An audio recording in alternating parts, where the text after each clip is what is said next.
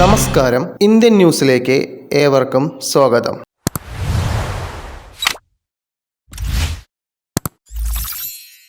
Visiting MP അല്ലെന്ന് തെളിയിക്കണം, വയനാടിന്റെ ശബ്ദമാകണം. പ്രതീക്ഷയാണ് പ്രിയങ്കയുടെ വൻ ഭൂരിപക്ഷം. ഏത് സാധാരണക്കാർക്കിടയിലും ഒരാളായി മാറാൻ കഴിയുന്ന ശരീരഭാഷ, വേദനിക്കുന്നവരെ സങ്കോചങ്ങളില്ലാതെ ചേർത്ത് പിടിക്കുന്ന മനസ്സ്, ആവേശത്തോടെ കത്തിക്കയറുന്ന രാഹുലിന്റെ പ്രസംഗശൈലിയോ ഇന്ദിരയുടെ കാർക്കശ്യമോ അല്ല, ശാന്തതയാണ് അവർക്ക് ആയുധം. പക്ഷേ സ്വരം കടുപ്പിക്കേണ്ടിടത്ത് ശക്തമായ ഭാഷയിൽ തന്നെ മറുപടി എത്തും. ശത്രുവിനൊഴികെ മറ്റൊരാൾക്കും വേദനിക്കില്ലെന്ന ഉറപ്പോടെ പ്രിയങ്ക ഇനി വയനാടിന്റെ പ്രിയങ്കരിയാണ്. കന്നി അംഗത്തിലെ തകർപ്പൻ വിജയം ദേശീയ നേതാവിലേക്കുള്ള ആദ്യ ചവിട്ടുപടി കൂടിയാണ്. അതുകൊണ്ട് തന്നെയാണ് വയനാടിനെ ദേശീയ ശ്രദ്ധ ഇത്രയധികം ലഭിച്ചതും. കൂടരഞ്ഞിയിൽ പിക്കപ്പ് ട്രക്ക് നിയന്ത്രണം വിട്ട് താഴ്ചയിലേക്ക് മറിഞ്ഞു, 15 പേർക്ക് പരിക്ക്. കോഴിക്കോട് കൂടരഞ്ഞിയിൽ വാഹനാപകടം. മേലെ കൂമ്പാറയിൽ പിക്കപ്പ് ട്രക്ക് താഴ്ചയിലേക്ക് മറിഞ്ഞ് 15ലധികം തൊഴിലാളികൾക്ക് പരിക്കേറ്റു. 2 പേരുടെ നില ഗുരുതരമാണ്. ജോലി കഴിഞ്ഞു മടങ്ങുകയായിരുന്ന അതിഥി തൊഴിലാളികളാണ് അപകടത്തിൽപ്പെട്ടത്. വാഹനം നിയന്ത്രണം വിട്ട് മറിയുകയായിരുന്നു. 18 അടവും പയറ്റിയിട്ടും തകരാത്ത ചെങ്കോട്ട. തുടർച്ചയായി 7ാം തവണയും ചേലക്കര ചുവന്നതെങ്ങനെ? ചേലക്കര വീണ്ടും ചുവന്നു. ഇത് രാധാകൃഷ്ണൻ്റേതു മാത്രമല്ല, CPIM കോട്ട തന്നെയാണെന്ന് ഉറക്കെ പ്രഖ്യാപിക്കുന്ന ഇടതുപക്ഷം. മണ്ഡല ചരിത്രത്തിലെ ആദ്യ ഉപതെരഞ്ഞെടുപ്പിൽ ചേലക്കര ഇടതിനെ നെഞ്ചോട് ചേർത്തു.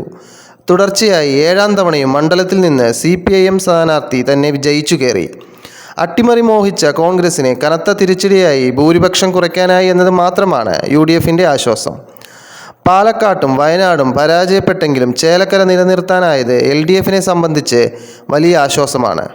വോട്ട് ബാങ്കിന് വേണ്ടി കോൺഗ്രസ് വഖഫിനെ ഉപയോഗിച്ചു, മതേതര മൂല്യങ്ങളെ നശിപ്പിച്ചു നരേന്ദ്രമോദി. മുംബൈ മഹാരാഷ്ട്രയിൽ നേടിയ വമ്പൻ വിജയത്തിന് പിന്നാലെ കോൺഗ്രസിനെ കടന്നാക്രമിച്ച് പ്രധാനമന്ത്രി നരേന്ദ്രമോദി. പ്രീണന രാഷ്ട്രീയത്തിലാണ് കോൺഗ്രസ് ശ്രദ്ധ കേന്ദ്രീകരിച്ചിരിക്കുന്നതെന്ന് മോദി ആരോപിച്ചു.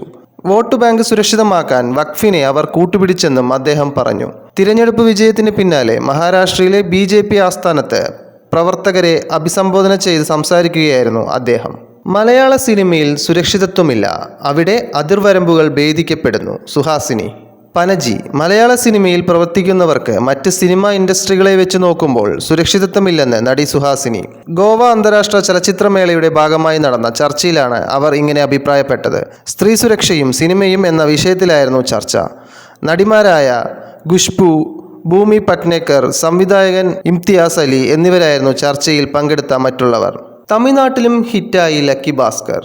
അപൂർവ നേട്ടവുമായി ദുൽഖർ സൽമാൻ നായകനായ പാൻ ഇന്ത്യൻ തെലുങ്ക് ചിത്രം ലക്കി ഭാസ്കർ ആഗോളതലത്തിൽ 110 കടന്ന് പ്രദർശനം തുടരുകയാണ്. തെലുങ്ക്, തമിഴ്, മലയാളം, ഹിന്ദി ഭാഷകളിൽ റിലീസ് ചെയ്ത ചിത്രം തെന്നിന്ത്യൻ സംസ്ഥാനങ്ങളിലെല്ലാം വമ്പൻ വിജയമാണ് നേടിയത്. കേരളത്തിൽ 20 കോടി ഗ്രോസ് നേടിയ ചിത്രം തമിഴ്നാട്ടിലും ബ്ലോക്ക് ബസ്റ്റർ വിജയമാണ് നേടുന്നത്. റിലീസ് ചെയ്ത് 25ഓളം ദിനങ്ങൾ പിന്നിട്ടിട്ടും തമിഴ്നാട്ടിൽ മികച്ച പ്രകടനം തന്നെയാണ് ചിത്രം കാഴ്ചവെക്കുന്നത്. തമിഴ്നാട്ടിൽ നിന്നും 15 കോടിക്ക് മുകളിലാണ് ചിത്രം നേടിയ ഗ്രോസ്. ഇന്ത്യൻ ന്യൂസ് ഇവിടെ അവസാനിക്കുന്നു. ഏവർക്കും നന്ദി, നമസ്കാരം.